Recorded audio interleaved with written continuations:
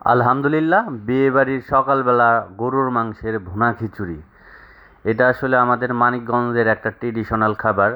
বিয়েবাড়ির উপলক্ষে আমাদের সিঙ্গার মানিকগঞ্জে এই সকালবেলা গরুর যে কলিজা থাকে, ফ্যাপসা থাকে, তেল চর্বি দিয়ে খুবই মজাদার, খুবই মাখো মাখো একটা খাবার। নাম হচ্ছে বিয়েবাড়ির গরুর মাংসের ভুনা খিচুড়ি। এর স্বাদ, গ্রান, মান আলহামদুলিল্লাহ। মানে খিচুড়ির আরেক নাম যদি হয় সেটা হচ্ছে পরিপূর্ণ খিচুড়ির স্বাদ, তাহলে আমি সেটাকে বলবো বিয়েবাড়ির গরুর মাংসের ভুনা খিচুড়ি। এর স্বাদ মানুষের সব সময় মুখে লেগে থাকে।